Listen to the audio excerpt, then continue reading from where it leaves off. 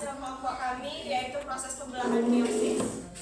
Meiosis adalah pembelahan sel yang menghasilkan sel anak dengan jumlah kromosom setengah dari induknya. Meiosis disebut juga sebagai pembelahan reproduksi karena menghasilkan keturunan dengan jumlah kromosom setengah dari induknya.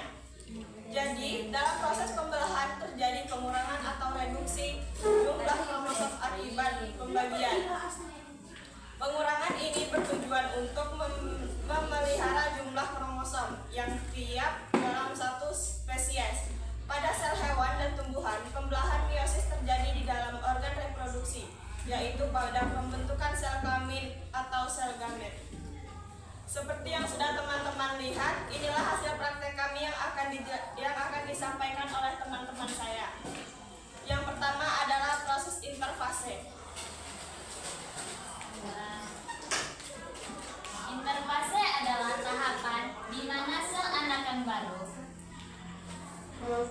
hasil pembelahan atau mitosis mempersiapkan pembelahannya. Selanjutnya adalah proses profase 1. Baiklah, saya di sini akan menjelaskan mengenai profase 1. Profase 1 adalah fase yang paling lambat atau paling lama dari fase lainnya.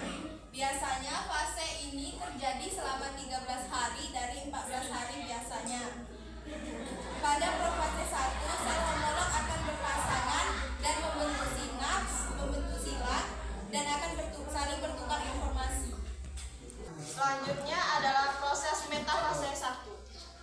Metafase 1 fase ketika kromosom berada sejajar di garis ekuator.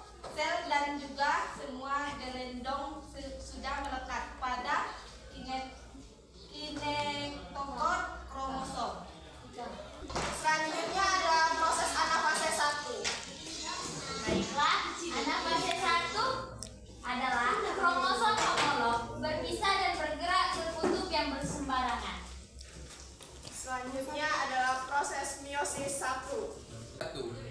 Tahapan pembelahan yang menghasilkan dua sel anak yang masing-masing memiliki setengah dari jumlah kromosom sel induk. Selanjutnya adalah proses telofase 1. Telofase 1 pembentukan anak inti pada setiap kutub dan terjadi juga sitokinesis. Yang terakhir adalah proses meiosis 2. Meiosis 2 adalah tahapan pembelahan sel yang menghasilkan 4 sel anakan